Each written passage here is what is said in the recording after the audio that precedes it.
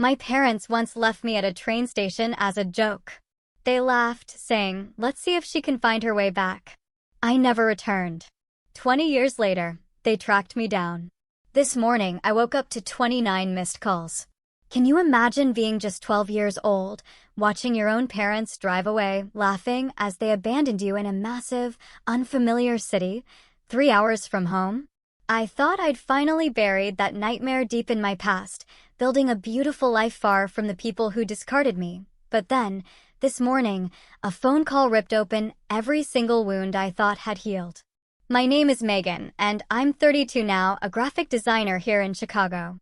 But to understand why that phone call shattered me, we have to go back to who I was before, back to Jennifer Taylor, a little girl growing up in Ridgeview, Pennsylvania.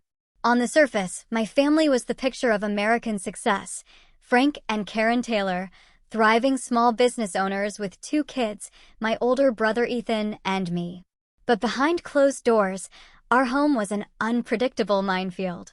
My dad, Frank, owned the biggest hardware store in town, a real pillar of the community, known for his booming laugh and generous donations. My mom, Karen, ran a bakery famous for her county fair blue ribbon apple pies. To the world, they were the ideal couple. To me, they were entirely different people. The moment Dad walked through our front door, his friendly demeanor would evaporate, replaced by a coldness that intensified with every drink. A bad day at the store meant we all walked on eggshells. And Mom? Instead of protecting us, she became his staunchest enabler, always with an excuse. "Your father works so hard for this family," or "he just needs to blow off some steam." Their parenting philosophy revolved around what they called tough love, but it was really just cruelty disguised as discipline. When I was 7, they left me at a grocery store for over an hour because I'd asked for candy. "Maybe now you'll learn not to be so greedy," Mom snapped when they finally returned, finding me crying by the customer service desk. The store manager had been seconds away from calling the police. My older brother, Ethan, who was years my senior, had a completely different experience. He was the golden child, the star quarterback, straight-A student, Dad's fishing buddy. While I was criticized for a 97% on a math test, what happened to the other 3%, Jennifer? Ethan would be praised for a B+. I was the family scapegoat. If anything went wrong, it was always my fault. Dinner was cold? I must have distracted Mom. Dad had a bad day? Probably because he stayed up late helping me with homework. The psychological burden was crushing for a child. My 11th birthday especially stands out. Mom had promised a small party with a few friends. I was so excited, I even helped her bake cupcakes the night before. But on my birthday morning, they told me we were going to the local amusement park instead. I was disappointed but tried not to show it. They drove for nearly an hour, pulled into the parking lot, handed me $20 and said, "Have fun. We'll pick you up at 5 p.m. I spent my entire birthday alone, too scared to go on any rides, just sitting on a bench near the entrance, watching other families laugh together. They picked me up at 7 p.m., not 5, finding me terrified and in tears. "Just teaching you to be independent," Dad had laughed. "Besides, we had to pick up your cake." But there was no cake at home, no presents either. When I started crying, they called me ungrateful. These jokes and lessons were a regular part of my childhood. I developed coping mechanisms, staying quiet, trying to be invisible, spending every possible moment at friends' houses, and losing myself in art. Drawing became my escape. On paper, I could create worlds where adults were kind and children felt safe. The day before the train station incident is burned into my memory. I'd received my report card, proud of my straight A's, except for one A in science. For most parents, that would be a cause for celebration. For mine, it was unacceptable. "A minus, Jen?" Dad bellowed, waving the report card. "What's wrong with you? Are you getting lazy?" Ethan never got A minuses. I whispered, "I tried really hard." "Clearly not hard enough," Mom added. "We're not raising mediocre children." That night, I overheard them talking in the kitchen. "She needs to learn that life doesn't hand you anything," Dad said. "She's too soft, too sensitive. Maybe she needs a real lesson." Mom agreed. "Something she won't forget." The next morning, they announced we were taking a family day trip to Chicago. Ethan couldn't come because of football practice. It was just going to be the three of us, which rarely happened. Despite the tension from the night before, I felt a tiny glimmer of hope. Maybe this was their way of apologizing. I couldn't have been more wrong. I woke up that morning with a strange mix of apprehension and excitement. Dad seemed unusually cheerful at breakfast, making jokes, ruffling my hair. Mom packed sandwiches for the road, humming. The shift in atmosphere was so dramatic it made me uneasy. The drive from Ridgeview to Chicago took just over 3 hours. Dad played his classic rock. Mom quizzed me on state capitals. If I got one wrong, Dad would click his tongue and say, "Even a third grader would know that one, Jen." As we neared the city, Mom turned to me. "So, Jennifer," she said with an odd smile. "Think you're pretty smart, do you?" Despite that A-, I guess, I answered cautiously. "Book smart, maybe," Dad interjected. "But street smart? That's different." "Real life doesn't grade on a curve," Mom added cryptically. The knot in my stomach tightened. I stared out the window, trying to ignore the warning signals flashing in my mind. We parked near Union Station around noon. The massive building was intimidating, swarming with travelers. I'd never been to Chicago, and the scale of it all overwhelmed me. "Hungry?" Dad asked as we entered the grand hall. I nodded, still hoping this might turn into a normal family outing. "Good. Wait here by this pillar," Mom instructed, pointing to one of the massive columns. "We're going to move the car to a better parking spot and grab some food. We'll be back in 15 minutes. Can't I come with you?" I asked, that familiar anxiety creeping in. "What? Are you a baby?" Dad laughed. "It's just 15 minutes. You're 12 years old, for God's sake." "But I don't know Chicago," I protested weakly. "Exactly," Mom said, with that strange emphasis. "Stay right here. Don't move." I watched them walk away, disappearing into the crowd. The station clock read 12:17 p.m. I stood awkwardly by the pillar, watching people stream past. 15 minutes passed. Then 20. Then 30. The anxiety that had been simmering now boiled over into full-blown panic. Had they forgotten me? Had something happened to them? At the 1-hour mark, I was fighting back tears. I didn't have a cell phone. They hadn't left me money for a payphone. I had exactly $7 in my pocket, my weekly allowance. Then, through the large windows facing the street, I saw our blue Ford Taurus drive slowly past the station. My heart leaped. They had gotten lost. I ran toward the exit, waving frantically. As the car passed, I saw both my parents inside. Dad was driving slowly, and when he saw me, he grinned and waved. Not a wave of recognition or relief, but a taunting gesture. Mom rolled down her window and shouted words that would forever change my life. "Let's see how you find your way home." Their laughter echoed as they accelerated away. I stood frozen, unable to process what had just happened. They left me. On purpose. In a city 3 hours from home alone. The initial denial gave way to crushing reality. This wasn't a 15-minute lesson. They weren't parking around the corner, waiting to jump out and say, "Surprise. Did you learn your lesson?" They were actually driving back to Pennsylvania without me. Complete panic set in. I ran back inside the station, gasping for breath, tears streaming down my face. Union Station, once intimidating, became terrifying. Too many people, too much noise, too many exits. Where could I go? What could I do? No phone, no contacts in Chicago, not enough money for a ticket home, no ID. For 2 hours, I wandered the station in a daze, occasionally breaking down in sobs before pulling myself together. I was terrified to ask for help. My parents had always warned me about stranger danger, saying police would take disobedient children to terrible places. Around 3:30 p.m., a station employee named Janet noticed me. She was an older woman with silver-streaked hair and kind eyes behind red-framed glasses. She'd seen me circling the same areas, clearly distressed. "Honey, are you lost?" she asked, kneeling to my level. I shook my head automatically, trained never to admit trouble to strangers. "Where are your parents?" she persisted gently. They want to move the car," I lied, my voice cracking. "When was that?" Janet asked, her expression growing concerned. I couldn't maintain the facade any longer. 3 hours of abandonment, fear, and confusion came pouring out in a flood of tears. They left me. I sobbed. They drove away and said to find my way home.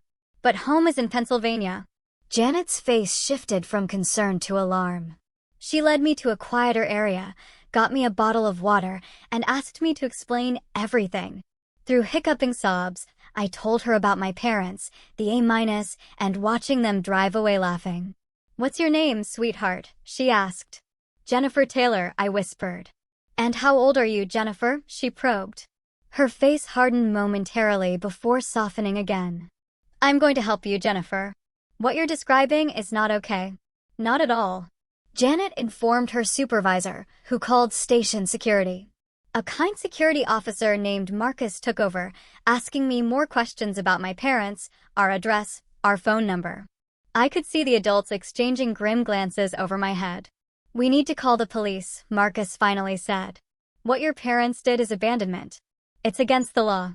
And that was how, at 4:45 p.m. on a Saturday afternoon, I found myself sitting in a small office at Union Station, watching Officer Teresa Ramirez file a report about my abandonment. My whole body felt numb. This couldn't be real. Parents don't just leave their children in strange cities. But mine had. The fluorescent lights of the Chicago Police Department buzzed overhead as I sat, wrapped in a borrowed blanket, though I wasn't cold. Officer Ramirez had brought me here after taking my statement. She'd been kind, but professional, documenting everything with a seriousness that made the reality of my situation sink in deeper. "We've tried calling your home number twice," she informed me, setting down a cup of hot chocolate. "No answer yet." My stomach twisted. "Maybe they're still driving back," I suggested weakly. The drive to Ridgeview would take over 3 hours.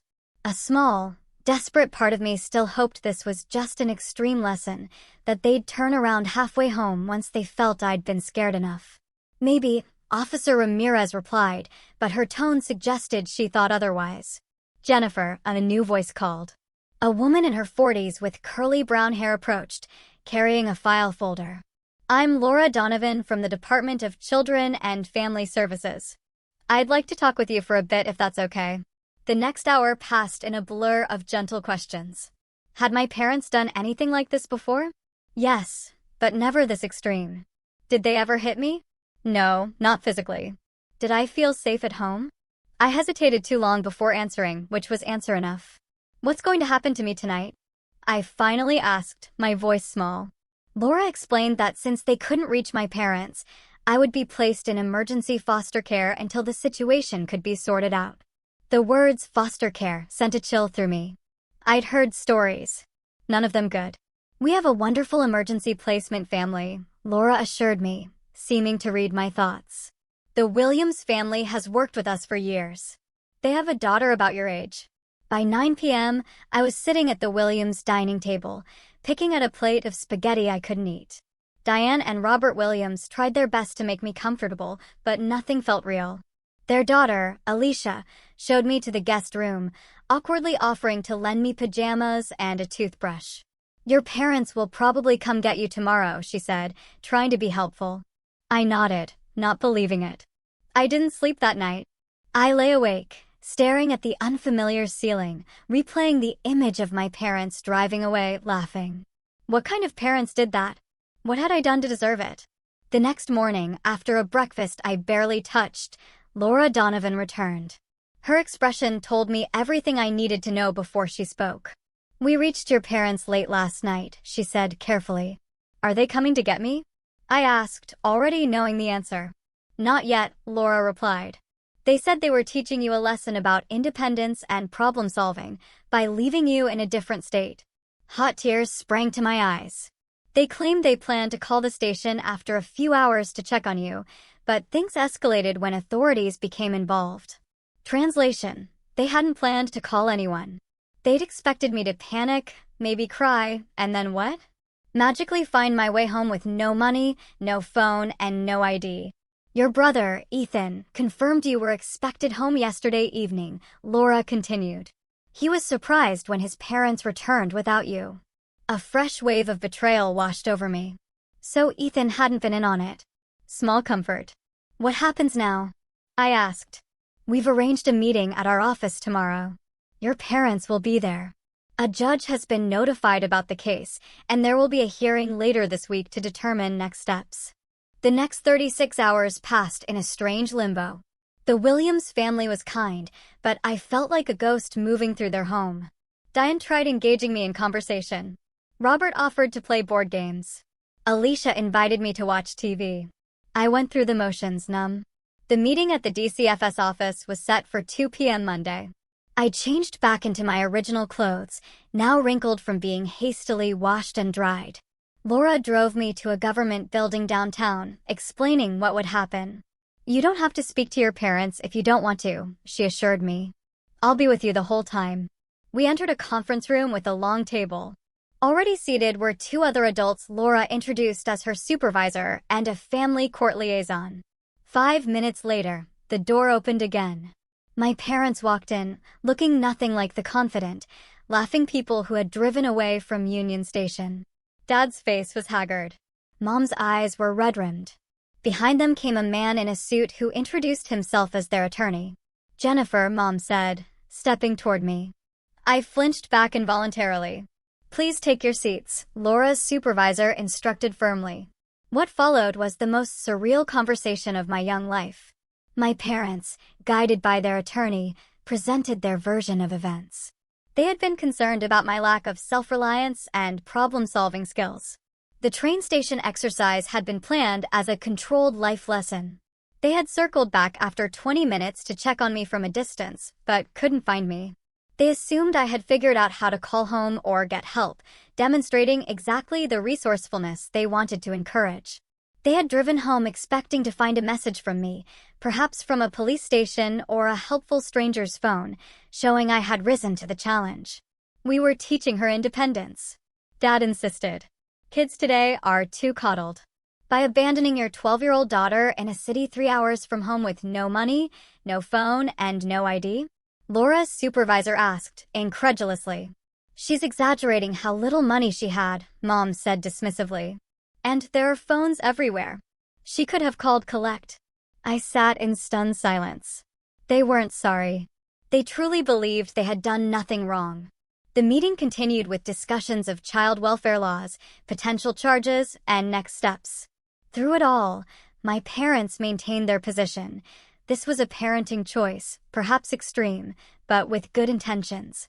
When finally asked if I wanted to return home with them, I found my voice. No, I said firmly, surprising even myself. I don't want to go back. The shock on their faces might have been satisfying under different circumstances. Don't be ridiculous. Dad sputtered. Of course you're coming home. That's not your decision right now, Mr. Taylor, the court liaison explained. Given the circumstances, Jennifer will remain in temporary custody while the court evaluates the situation. As the meeting concluded, Mom tried once more to approach me. Jennifer, honey, you're overreacting. We were just trying to teach you to abandon people who trust you. I interrupted, tears streaming down my face. That's what I learned. I was escorted from the room, my parents' protests fading behind me. In that moment, I knew I would never see our house in Ridgeview as home again. The next few weeks passed in a blur of court hearings, interviews with social workers, and therapy sessions. The initial emergency placement with the Williams family was extended. Though they were kind, their home never felt like more than a temporary shelter, a waiting room before my real life could resume.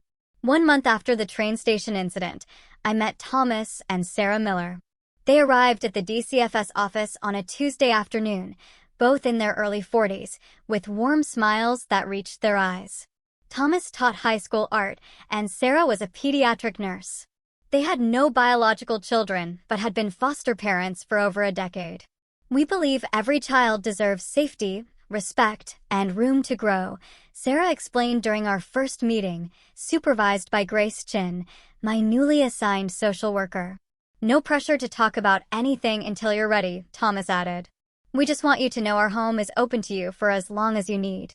There was something so genuine about them that cut through my practiced emotional distance. When Grace asked if I'd be willing to try a placement with the Millers, I nodded cautiously. The Millers lived in a modest two-story house in Evanston, just north of Chicago. My room there had pale yellow walls, a window seat overlooking a small backyard garden, and empty bookshelves waiting to be filled. "We want you to make it your own," Sarah explained, showing me around. "Pictures, posters, books, whatever makes you comfortable." "What are the rules?" I asked wearily, thinking of the ever-changing expectations at my parents' house. Thomas and Sarah exchanged glances. "Basic respect and safety," Thomas replied, "letting us know where you are, helping with household chores, doing your best in school. We'll figure out the details together as we go." I waited for the catch, the hidden expectations, the impossible standards. They never came. The contrast between the Millers and my birth parents was disorienting. The first time I spilled a glass of juice at dinner, I froze in terror, waiting for the explosion of anger. Instead, Sarah simply handed me a cloth, saying, "No worries. Accidents happen." Trust came slowly, painfully. I kept waiting for the Millers to reveal their true selves, to drop the act of kindness and show the cruelty I'd been trained to expect from adults. But day after day, they remained consistent in their gentle support. Meanwhile, the legal process continued. My birth parents attended mandatory parenting classes and counseling sessions, making what Grace called minimal effort. They complained to anyone who would listen that the state had overreacted to a simple parenting choice. Dr. Reynolds, my therapist, helped me understand what had happened in clinical terms: emotional abuse, neglect, abandonment. She diagnosed me with PTSD and anxiety, introducing coping mechanisms that actually helped. For the first time, I learned that my birth parents' behavior wasn't normal. And more importantly, it wasn't my fault. "Nothing you could have done would have justified what they did," Dr. Reynolds emphasized repeatedly, until I began to believe it. 3 months into my stay with the Millers, Ethan came to visit. Now 16, my brother seemed smaller somehow, less the golden child and more just a teenager uncomfortable in his own skin. We sat awkwardly in the Millers' living room while Sarah busied herself in the kitchen, giving us privacy while remaining within earshot. "They miss you," Ethan said finally, staring at his hands. "Do they?" I asked, skeptical. "In their way," he admitted. "Dad's drinking more. Mom's always cleaning, even when the house is spotless." "Are they sorry?" Ethan hesitated. "They're sorry you're gone. I don't think they understand why what they did was wrong." "And you?" I challenged. "Do you understand?" My brother looked up, his eyes meeting mine directly for perhaps the first time. "I knew they were harder on you. I should have said something, done something. I'm sorry, Jen." It wasn't enough, but it was honest. Ethan and I talked for another hour, cautiously navigating our shared past from our now different perspectives. Before leaving, he hugged me awkwardly and whispered, "I'm glad you're safe." We didn't speak again for many years. The court proceedings culminated in a hearing 6 months after the train station incident. Based on psychological evaluations, home studies, and my own testimony, the judge determined my birth parents had demonstrated a pattern of emotional abuse culminating in severe neglect and endangerment. They were given a choice: complete an intensive 2-year rehabilitation program with supervised visitation, or surrender their parental rights. To everyone's surprise, but not mine, they chose the latter. "We won't be vilified for trying to raise a strong, independent daughter," my father declared to the court. "If the state thinks it can do better, let it try." And just like that, with the stroke of a pen, Frank and Karen Taylor were no longer legally my parents. 3 months later, on my 13th birthday, Thomas and Sarah Miller asked if I would like them to adopt me. By then, I had begun to believe in the permanence of their care, the consistency of their love. "Yes," I answered without hesitation. The adoption was finalized shortly before my 15th birthday. As part of the process, I requested a legal name change from Jennifer Taylor to Megan Miller, a new name for my new life. "You'll always be whoever you want to be in our home," Sarah assured me when I nervously proposed the change. "We just feel lucky to be part of your journey." Art became my salvation during those transformative years. Thomas recognized my talent early and nurtured it with supplies, books, and gentle guidance. The sketchbooks I filled became a visual diary of my healing process, starting with dark, fragmented images that gradually gave way to color, form, and eventually, hope. High school brought new challenges and opportunities. Making friends wasn't easy. Trust issues don't disappear overnight, but slowly, I built connections with a small group of fellow art students who accepted my quiet nature and occasional anxiety attacks without judgment. College applications loomed. With Thomas and Sarah's encouragement, I set my sights on the School of the Art Institute of Chicago. Ambitious, but not impossible. Wherever you want to go, we'll help you get there, Thomas promised. The acceptance letter arrived on a snowy March afternoon during my senior year. Sarah cried tears of joy. Thomas insisted on framing the letter. And I allowed myself to truly believe that the future could be something bright and beautiful of my own making. Before leaving for college, I made a decision that had been forming for years. I would completely cut ties with my birth family. No contact, no updates, no connections to the people who had so callously discarded me. Are you sure?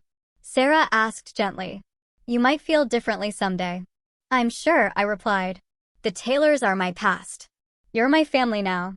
And with that resolution firmly in place, I stepped forward into my future. College at the School of the Art Institute of Chicago opened up a world I'd only dreamed about. The campus buzzed with creative energy, students with bright hair and unconventional clothes, professors who spoke about art like it could change the world, and everywhere, the freedom to experiment and grow. My first semester was overwhelming but exhilarating. I declared a major in graphic design, discovering a passion for combining visual art with practical communication. Each successful project built confidence that had been systematically dismantled throughout my childhood. Thomas and Sarah supported me from afar, sending care packages during finals, respecting my need for independence while ensuring I knew their home remained my sanctuary whenever I needed it. The balance they struck showed me what healthy parent-child relationships could look like, even as I entered adulthood. Sophomore year brought Audrey into my life. We met in a color theory class where her bold experiments with neon pigments contrasted with my more restrained palette. Somehow, this difference drew us together. You're the most careful artist I've ever met, she observed over coffee after class one day. Every mark you make is deliberate. Is that bad? I asked defensively. Not bad, she clarified. Just interesting. Makes me wonder what happens when you let go. Audrey's friendship challenged me in ways I desperately needed. She pushed me creatively, but respected my boundaries personally. When I finally shared snippets of my past with her, she listened without pity or horror, then simply said, "They really screwed up losing someone like you." It was Audrey who convinced me to try dating during junior year, after I'd spent college avoiding anything beyond casual friendships. You don't have to trust everyone, she reasoned. But maybe try trusting someone. Brian was a photography major with kind eyes and patient hands. Our first date, coffee at a tiny cafe near campus, stretched into a 5-hour conversation. He talked about growing up in rural Wisconsin, his parents' dairy farm, his 3 younger sisters. I shared carefully edited versions of my own background, testing his reactions. My birth parents weren't good people, I explained vaguely. I was adopted as a teenager. Family is complicated, he replied simply. I'm more interested in who you are now than where you came from. Our relationship developed slowly. Brian never pushed for more intimacy, emotional or physical, than I was ready to give.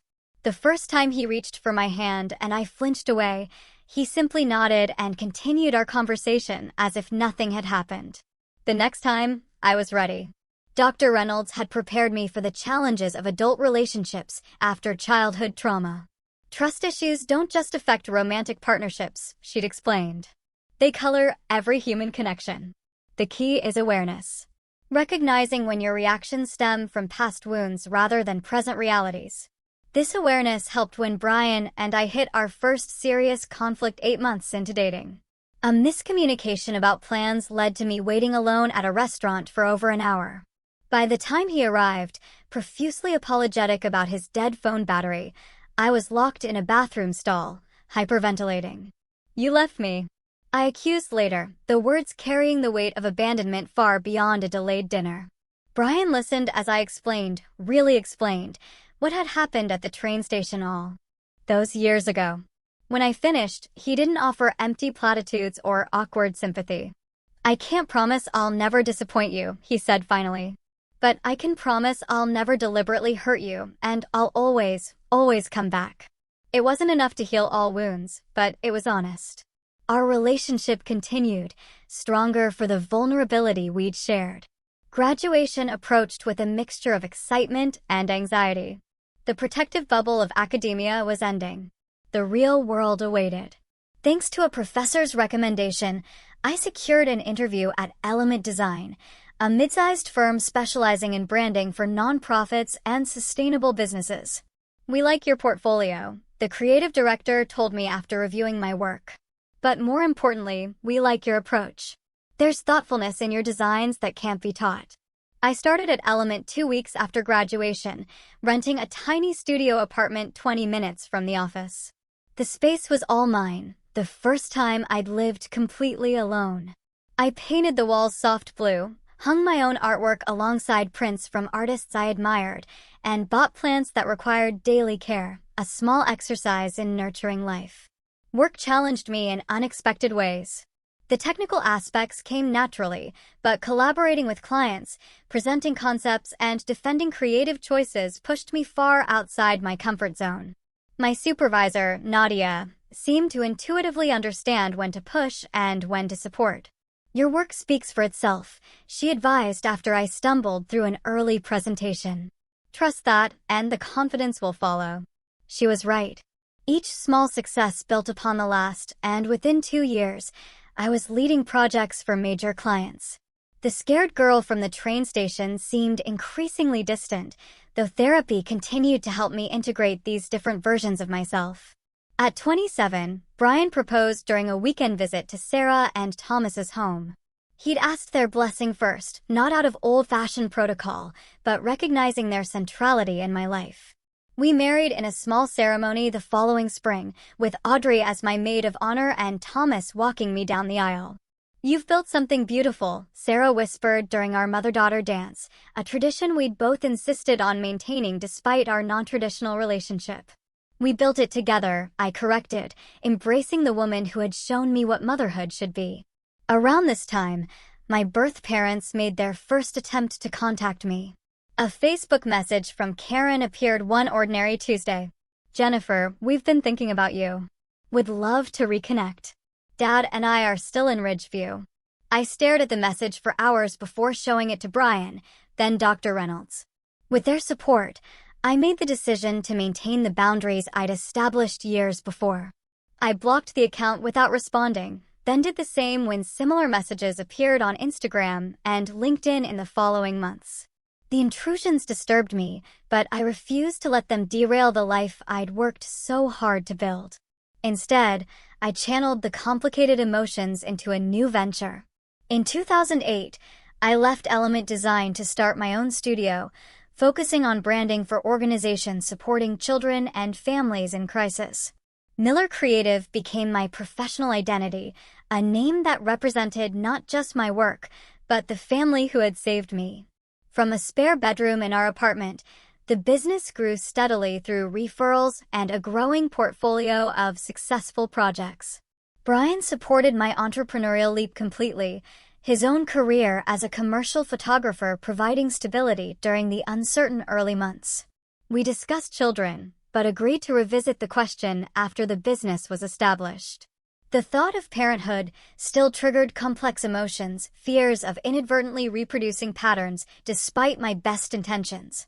"You're not them," Dr. Reynolds reminded me during a particularly difficult session, addressing these fears.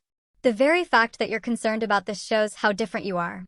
Our apartment eventually gave way to a small house with enough space for separate home offices and a guest room for visiting family.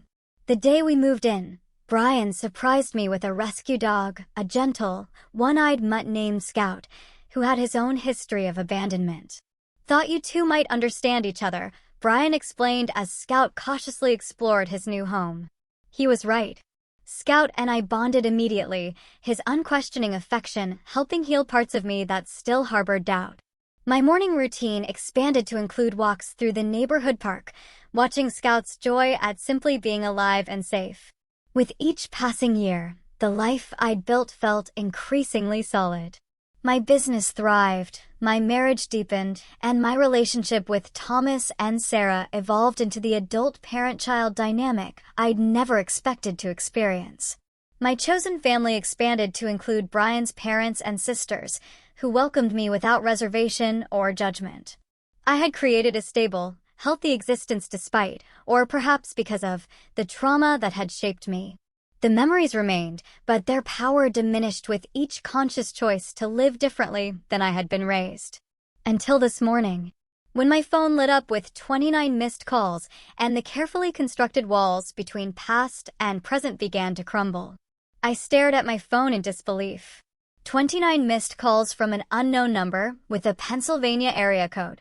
The notification glared at me, a digital intrusion from a past I'd worked so hard to leave behind. My finger hovered over the voicemail icon, heart pounding. Scout sensed my distress, pressing his warm body against my legs. The morning sunlight streamed through the kitchen windows, illuminating the ordinary breakfast scene: coffee mug, half-eaten toast, laptop open to client emails, now transformed by this unexpected connection to my former life. I pressed play, holding my breath. Jennifer or Megan? I guess it's Megan now. A male voice, older but instantly recognizable. Ethan, it's your brother. I know it's been years, and you probably don't want to hear from any of us, but Dad had a heart attack last night. It's bad. The doctors aren't sure if he'll make it. I thought you should know. My number is. I disconnected before the message finished, hands shaking so badly I dropped the phone. Scout whined, nudging my palm with his nose. I'm okay, I whispered, more to myself than to him. I'm okay, but I wasn't. My carefully constructed compartmentalization was crumbling. Within minutes, other notifications appeared. An email from an address I didn't recognize, but with the subject line, "Your father, please read." A Facebook message request that simply read, "Jennifer, it's Mom. Please call. It's urgent." 20 years of silence, and now this barrage of communication. Why now? What did they want from me? The panic attack hit without warning. My chest tightened, breathing became shallow, and the kitchen walls seemed to close in. I hadn't experienced one this severe in years. Fumbling for my phone, I called Dr. Reynolds' office, grateful when she agreed to see me. Within the hour. Your reaction is completely normal, she assured me as I sat in her familiar office, clutching a tissue. This is a significant trigger connecting to your core trauma. I don't understand why I'm so affected, I admitted. I made peace with cutting them off years ago. Did you? She asked gently. Or did you build a life around the absence of that peace? The question hit harder than I expected. Had I truly processed my childhood, or just successfully avoided confronting its deepest wounds? What do? I asked finally. That depends on what you want, Dr. Reynolds replied. There's no right answer here, Megan. You can maintain the boundaries you've established, which would be entirely valid. Or you can engage on your own terms. If there's something you need from this interaction, what would I possibly need from them? Only you can answer that, she said. Closure, answers, the opportunity to speak your truth, or perhaps confirmation that your decision to leave was the right one. I left the session with more questions than answers, but also with grounding techniques to manage the anxiety that threatened to overwhelm me. Back home, I called the two people who had earned the right to advise me on family matters. Sarah answered on the second ring. Megan, what a lovely surprise. The moment I heard her voice, I broke down again. Through tears, I explained the situation. Oh, sweetheart, she said when I finished. What can we do? Tell me what to do, I pleaded. You know we can't do that, she replied gently. But I can tell you that whatever you decide, Thomas and I support you completely. Your relationship, or lack thereof, with your birth family doesn't change anything between us. After hanging up, I called Audrey, who offered to come over immediately. Within an hour, she was at my kitchen table pouring wine, despite the early hour. Okay, let's think this through, she said pragmatically. What's the worst that could happen if you respond?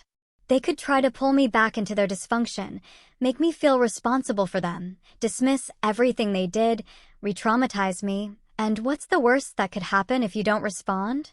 I considered this carefully. I might always wonder, maybe regret not having said what I needed to say. So, the question isn't really about them, Audrey observed. It's about what you need. When Brian came home that evening, he found me surrounded by research, printouts about heart attacks, treatment protocols, recovery rates. My graphic designer's mind had created a flowchart of possible responses and their potential consequences. I see you've been busy, he said, kissing the top of my head. I need to understand what's happening medically before I decide anything, I explained. If this is really life or death, or if it's a manipulation, Brian finished when I trailed off. Is that terrible of me to even think that? No, he said firmly. It's self-protective and smart. We talked late into the night, weighing options and scenarios. Brian, who had never met my birth family, but had witnessed the aftermath of their damage, maintained that I owed them nothing. But this isn't about owing, he acknowledged. It's about what will help you move forward. By morning, I had reached a decision. I would not call or visit immediately, but I would respond to Ethan's message with a text. This is Megan. I got your message about Dad. I need more information before deciding my next steps. How serious is his condition? What exactly do you and Mom expect from me? His reply came within minutes. Thank you for responding. It was a major heart attack. He's stable but critical. Triple bypass scheduled tomorrow. Mom's a mess. We don't expect anything. Just thought you should know. Would understand completely if you want no part of this. The sincerity surprised me. I wrote back, I need time to think. I'll be in touch. Over the next 3 days, I engaged in intense self-reflection, spoke with Dr. Reynolds again, and ultimately made my decision. I would meet with Ethan, and only Ethan, at a neutral location to get a clearer picture of the situation before considering any contact with my parents. We arranged to meet at a coffee shop halfway between our locations. Seeing my brother after 20 years was surreal. The teenager I remembered was now a middle-aged man with thinning hair and glasses, dressed in a rumpled button-down shirt and khakis. Megan, he said, standing awkwardly as I approached his table. Thank you for coming. I nodded, not quite ready for pleasantries. You look great, he offered. Really great. Tell me about Dad, I said, getting straight to the point. Ethan sighed, seeming relieved to focus on facts rather than emotions. Triple bypass was successful, but there were complications. He's still in ICU. The doctors are cautiously optimistic, but at 68, with his history, what history? High blood pressure, high cholesterol, still drinks too much, Ethan explained. He retired 5 years ago when his heart problems started. Sold the hardware store. I absorbed this information, trying to reconcile the larger-than-life figure from my childhood with this aging, failing man. And Mom. Falling apart, basically. They've been married 45 years. For better or worse, they're completely dependent on each other. Are you close to them? I asked, genuinely curious about the life that had continued in my absence. Ethan hesitated. Yes and no. I live about an hour away. See them monthly. Nancy, my wife, isn't their biggest fan, so we keep some distance. Why not? Another hesitation. After you left, things changed. Or maybe I just started seeing more clearly. They never really took responsibility for what happened with you. There were a lot of stories they told to themselves, to family, to everyone.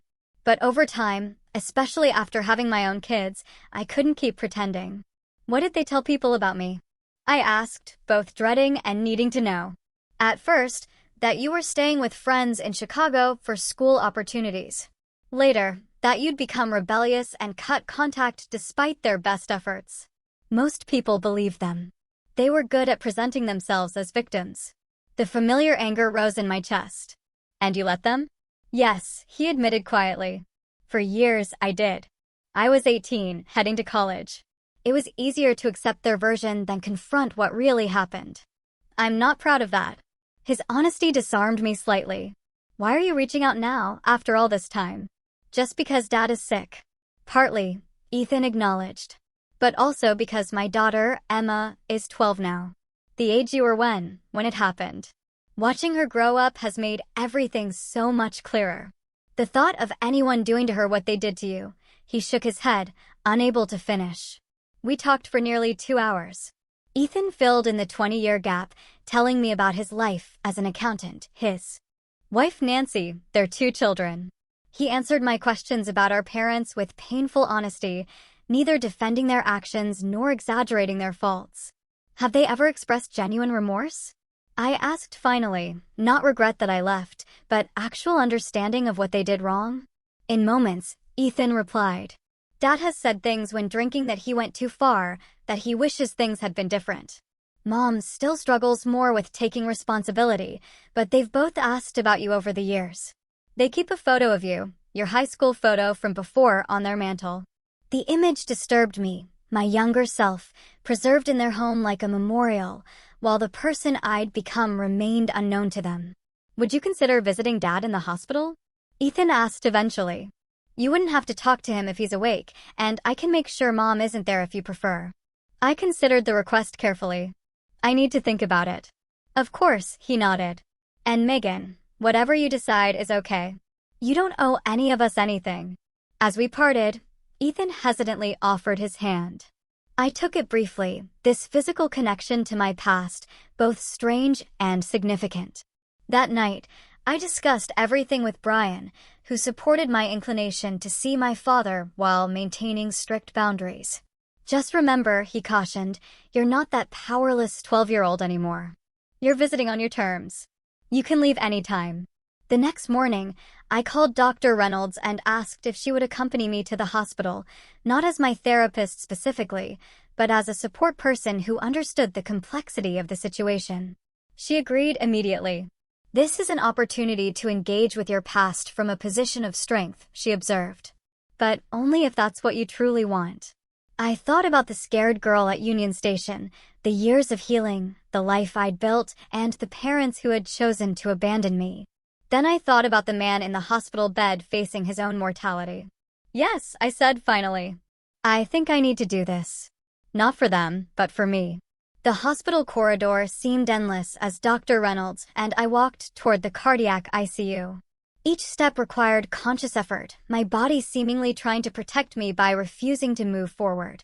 The antiseptic smell, the hushed voices, the occasional urgent beeping, everything heightened my already overwhelming anxiety.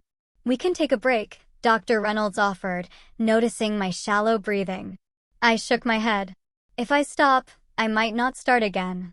Ethan waited at the ICU entrance, relief visible on his face when he saw us. Thank you for coming, he said quietly. Dad's awake, but tired from physical therapy. Mom's at the cafeteria. I made sure to schedule this when she'd be away as you requested. And she agreed to that?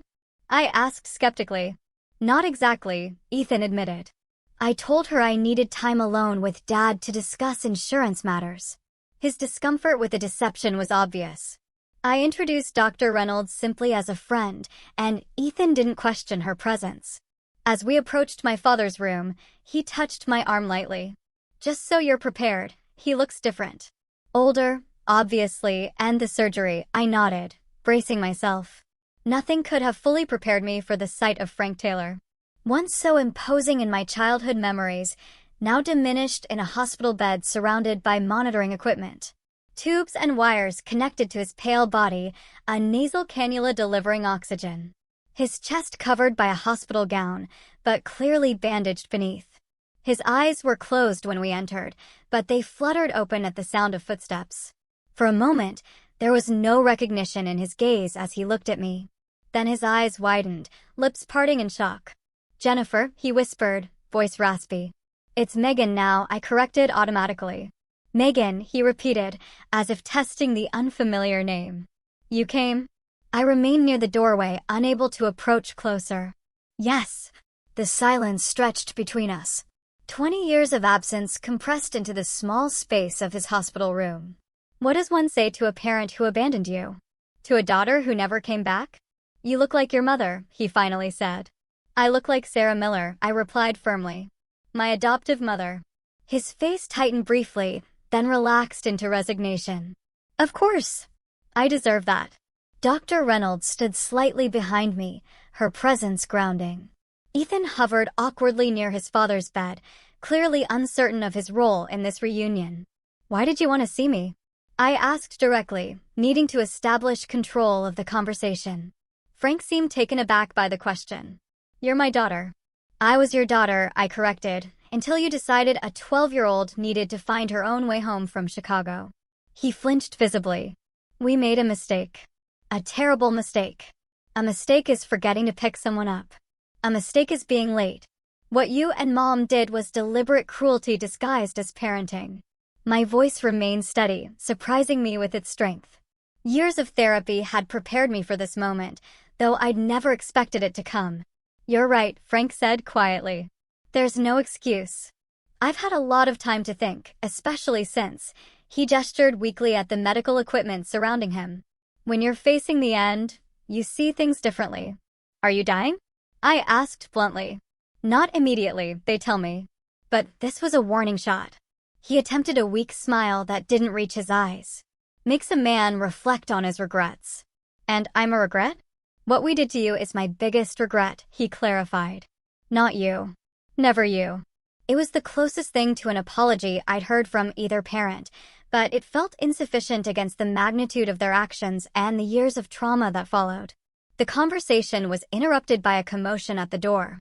Karen Taylor stood frozen in the entrance, coffee cup in hand, staring at me as if seeing a ghost. "Jennifer," she breathed. "It's Megan," Ethan corrected quickly. I turned to face the woman who had given birth to me, then laughingly abandoned me. At 65, she was still carefully put together, colored hair, applied makeup, tailored clothes even in these circumstances. Only her eyes betrayed her age and the stress of her husband's condition. "I told you I'd arrange a different time," Ethan said apologetically to me. "It's fine," I replied, though it wasn't. Having both parents present at once hadn't been part of my carefully constructed plan. Karen moved toward me as if to embrace me, but stopped when I instinctively stepped back. Her hands fluttered awkwardly before dropping to her sides. "You're so beautiful," she said, eyes filling with tears. "All grown up." I remained silent, unprepared for this additional confrontation. "I've thought about you every day," she continued. "Wondered where you were, if you were happy. If you ever thought about us, Karen," Frank warned weakly from his bed. "Give her space." The irony of Frank Taylor advocating for boundaries was not lost on me. "I need some air,"